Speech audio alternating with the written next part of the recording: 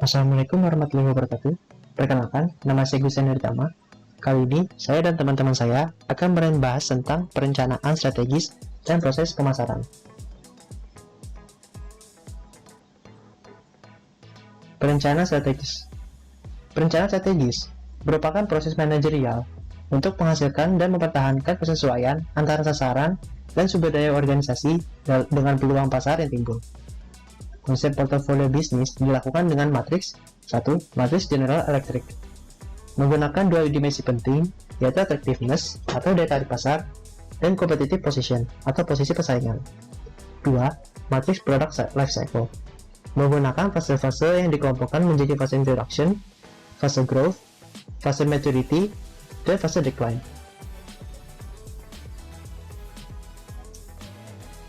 Matriks BCG atau Business Consulting Group. Matriks BCG adalah sebuah matriks untuk membantu perusahaan dalam menganalisis serta mengelola unit usaha dan lini produknya.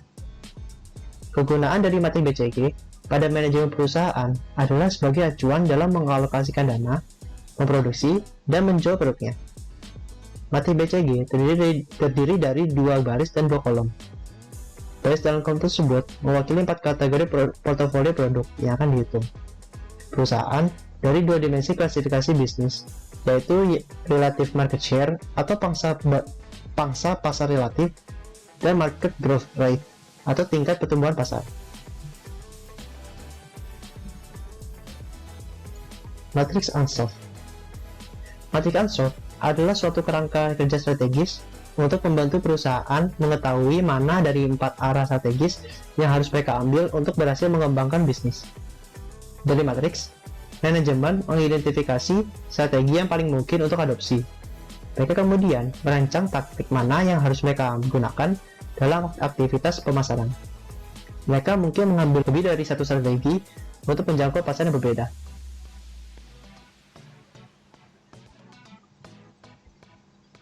Analisa struktur, pasar, dan perilaku.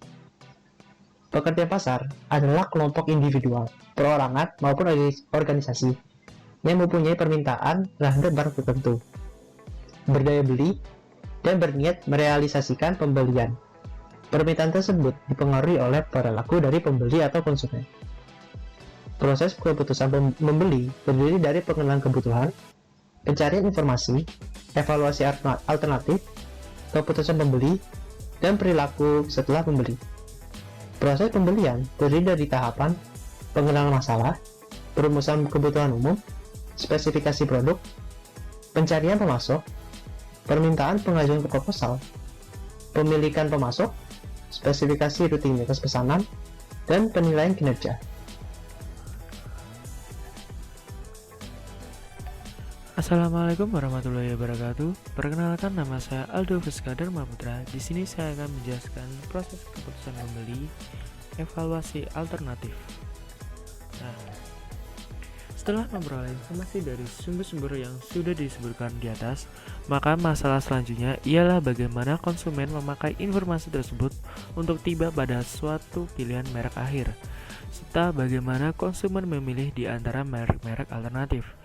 Kegiatan pemasaran yang berhasil tentu saja perlu untuk mengetahui bagaimana konsumen memproses informasi yang diterimanya untuk sampai pada pilihan sebuah merek. Lalu, setelah melakukan evaluasi alternatif, langkah selanjutnya adalah keputusan pembeli. Keputusan pembeli baru bisa dilakukan sesudah tahap evaluasi, dan berbagai merek dan ciri sudah disusun menurut peringkat yang akan membentuk niat pembelian terhadap suatu merek yang paling disukai. Tetapi niat pembelian belum dapat menjadi kenyataan karena masih banyak dipengaruhi oleh sikap orang lain dan situasi yang tak diinginkan. Dan yang terakhir adalah perilaku pernah beli. Tugas perusahaan pada hakikatnya tidak hanya berakhir setelah konsumen membeli produk yang dihasilkan. Akan tetapi, yang harus diperhatikan lebih lanjut ialah meneliti dan memonitor apakah konsumen mengalami tingkat kepuasan atau ketidakpuasan sesuatu dengan menggunakan produk yang dibelinya. Tugas tersebut adalah tugas terakhir setelah periode sesudah pembelian.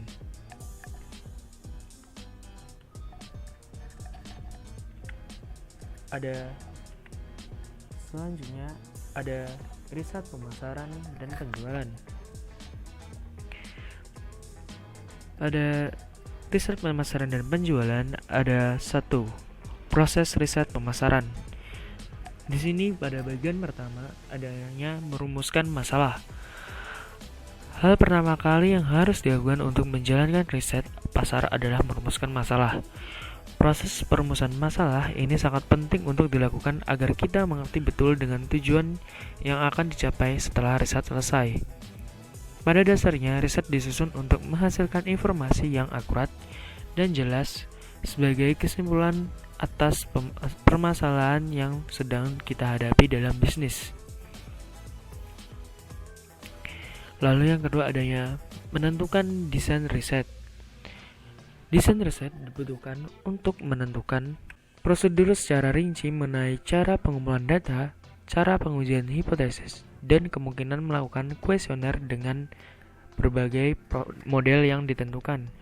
Penentuan desain riset biasanya didasarkan pada parameter yang akan diambil untuk menghasilkan sebuah kesimpulan tersebut. Lalu adanya perancang metode pengumpulan data. Data yang digunakan dalam penelitian adalah data primer dan data sekunder. Data primer merupakan data yang diambil langsung dari lapangan, sedangkan data sekunder biasanya berupa data yang diambil dari buku, internet, dan pustaka lainnya yang pastinya relevan. Anda perlu menentukan bagaimana cara pengumpulan data-data tersebut dan dihimpun menjadi sebuah database. Sekian dari saya.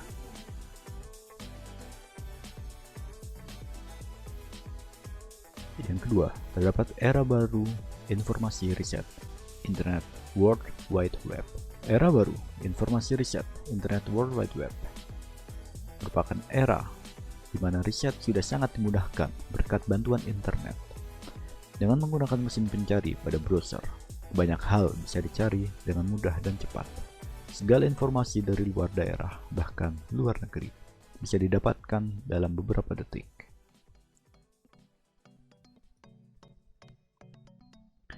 Langkah-langkah dalam segmentasi pasar, target, dan posisi pasar.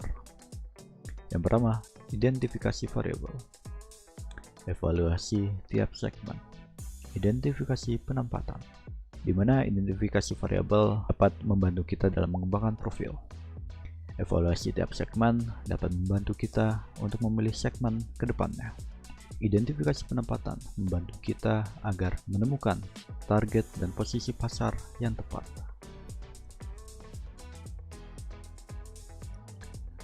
Strategi pemasaran dalam berbagai posisi persaingan. Yang pertama, terdapat strategi market leader. Perusahaan dianggap sebagai pemimpin pasar, di mana ia menguasai sebagian besar pasar dengan berbagai ciri antara lain. Memiliki pangsa pasar lebih dari 40% dibanding dengan perusahaan lain sejenis. Unggul dalam berbagai hal antara lain dalam mengenalkan produk baru pada masyarakat. Saluran distribusi yang lebih luas dan efisien, intensitas promosi, dan lain-lain. Pusat orientasi pesaing, di mana produk ini akan ditiru oleh perusahaan lain atau dijauhi. Kedua, strategi market challenger. Dengan melihat perusahaan pesaing begitu menguasai pangsa pasar, muncul keinginan pesaing untuk ikut tampil secara konstan agar perusahaannya juga mampu mengatasi pasar. Karakteristik dari perusahaan penantang antara lain, biasanya perusahaan besar, uang dipandang dari sudut volume penjualan 30%. Selalu berupaya menemukan kelemahan perusahaan pesaing. Dari kelemahan itulah perusahaan penantang akan menyerangnya, baik secara langsung maupun tidak langsung. Perusahaan penantang akan berupaya tampil sebagai pemimpin. Bismillahirrahmanirrahim, nama saya Muhammad Raffi Adibo dan saya akan menjelaskan pada halaman 12 dan 13. Ya, saya dari Teknik Informatika Angkatan 2019. Yang pertama, saya akan menjelaskan tentang strategi market follower. Baik, produk ini biasanya berjalan apa adanya, hanya mengikuti produk-produk sebelumnya tanpa mengusik pangsa pasar yang sudah dominan. Yang penting produk mereka juga diminati oleh konsumen dan tidak terlalu berharap menguasai pasar secara global. Baik, ya produk ini juga biasanya mengikuti beberapa asas yang harus dilakukan sebelum membuat produk ini tentunya, yaitu melakukan analisis dan interpretasi data. Lalu selanjutnya menyusun laporan riset. Dan selanjutnya tentu saja harus mengikuti era baru informasi riset, yaitu Internet World Wide Web. Ya, karena zaman sekarang internet sudah tidak bisa dihindari lagi, semua harus bisa menjangkau hal tersebut.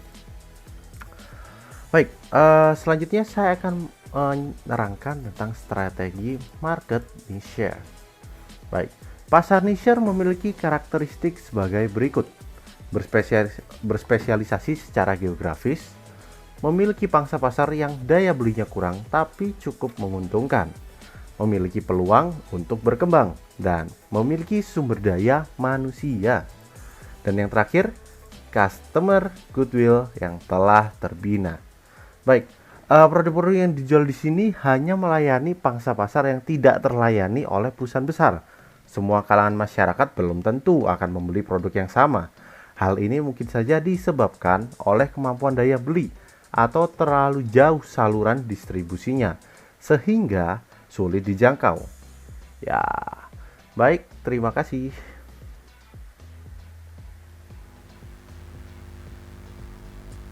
Hai teman-teman, nama saya Ari Syuhada. Saya di sini akan melanjutkan penjelasan yang telah dijelaskan oleh teman-teman saya pada presentasi kali ini. Jadi di sini ada strategi penjualan dari jasa. Yang pertama, ada produk jasa, yang mana produk ini memiliki 3 jenis proses strategi yang terjadi. Jadi yang pertama itu ada proses manusia, lalu proses kepemilikan, dan lalu ada proses informasi. Lalu selanjutnya ada strategi distribusi, yang mana strategi ini meliputi kemudahan, jumlah tuk dan distribusi langsung, lawan distribusi tidak langsung, dan penjadwalan. Lalu selanjutnya ada strategi promosi, yang mana strategi ini meliputi penekanan pada pedoman yang nyata, menggunakan sumber informasi perorangan, juga menciptakan sebuah citra. Lalu selanjutnya ada strategi harga, yang mana strategi ini meliputi low cost dan quality dari produk.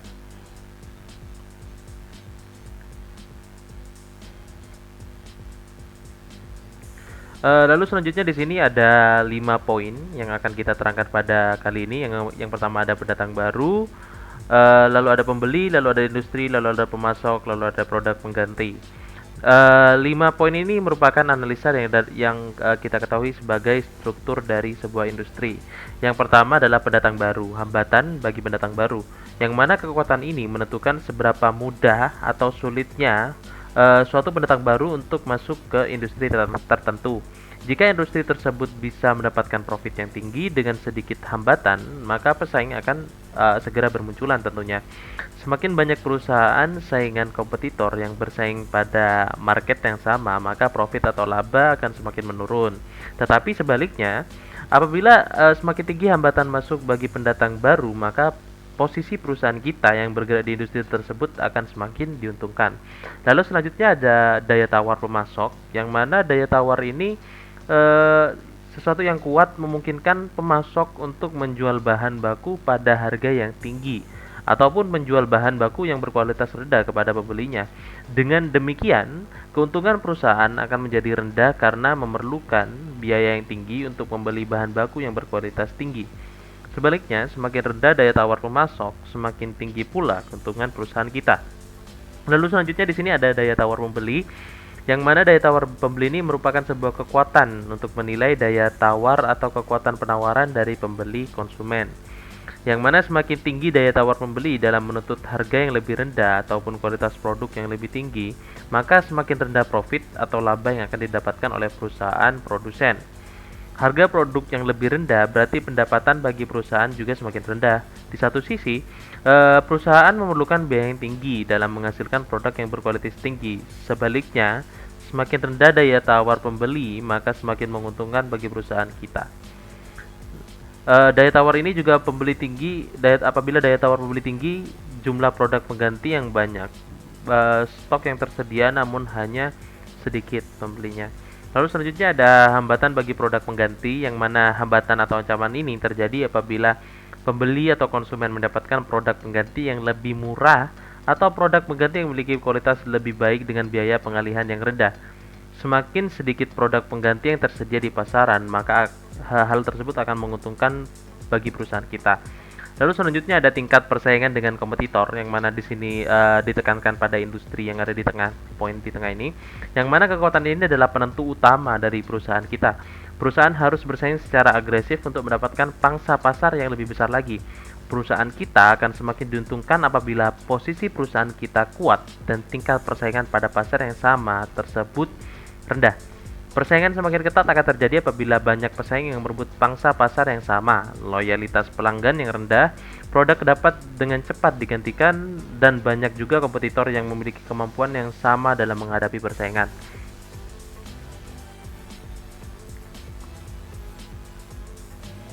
Lalu selanjutnya di sini ada strategi generik, yang mana strategi generik ini adalah strategi tentang bagaimana perusahaan mengejar keunggulan kompetitif di seluruh ruang lingkup pasar yang dipilihnya.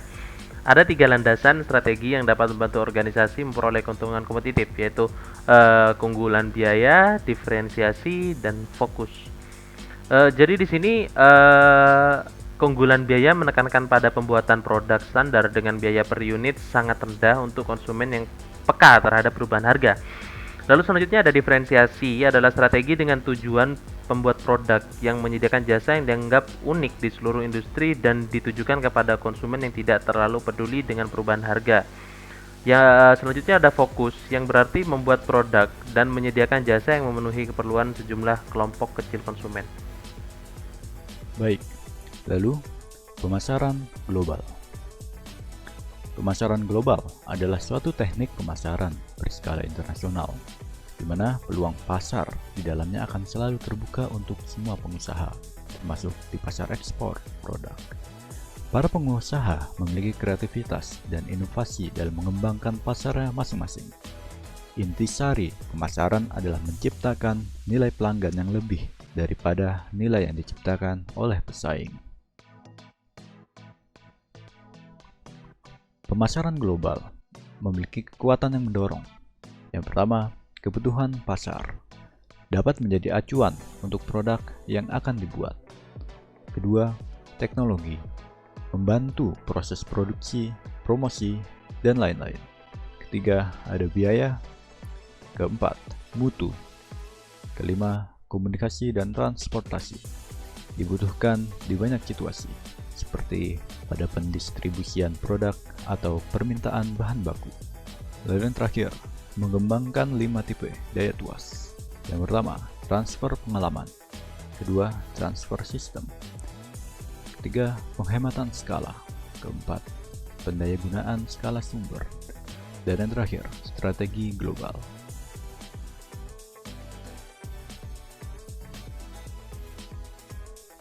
Kekuatan yang menghambat. Yang pertama, perbedaan pasar dapat menyebabkan kurangnya konsumen, bahkan bangkrut. Dua, ada sejarah. Biasanya, sebuah usaha yang sudah lama dan dikenal oleh masyarakat sekitar sangat mempengaruhi usahanya. Namun, apabila terdapat sejarah yang buruk dengan perusahaannya, akibatnya akan sangat buruk. Ketiga, budaya organisasi. Budaya keorganisasian yang berbeda antara sesama pegawai atau bahkan tidak ada sama sekali dapat berpengaruh pada perusahaan. Kendali nasional atau hambatan untuk masuk ke suatu negara. Sulit untuk memperluas jangkauan perusahaan, yang berarti sulit mengembangkan usaha. Kekuatan yang mendasari bisnis internasional. Orientasi manajemen meliputi orientasi etnosentrisme, keyakinan bahwa negeri sendirilah yang unggul dibanding negara lain di dunia. Orientasi polisentris, berasumsi bahwa masing-masing negara adalah unik sehingga mengembangkan strategi yang berbeda-beda. Orientasi regional, lebih memperkuat daya saing regionalnya daripada langsung berpindah untuk mengembangkan respon global. Lalu ada orientasi geosentris, melihat persamaan dan perbedaan dalam pasar dan negara, dan mencoba menciptakan strategi global guna merespon seluruh kebutuhan dan keinginan lokal. Pertumbuhan ekonomi domestik didasari alasan. Pertumbuhan telah menciptakan kesempatan pasar menjadi faktor utama perusahaan untuk memperluas jangkauan ke pasar internasional. Perusahaan internasional sendiri memberikan kontribusi pada proses perkembangan dan penciptaan kesempatan pasar. Pertumbuhan ekonomi telah mengurangi penolakan respon terhadap masuknya perusahaan asing ke dalam ekonomi domestik. Terima kasih telah menonton video kami. Apabila terdapat salah kata, mohon dimaafkan. Wassalamualaikum warahmatullahi wabarakatuh.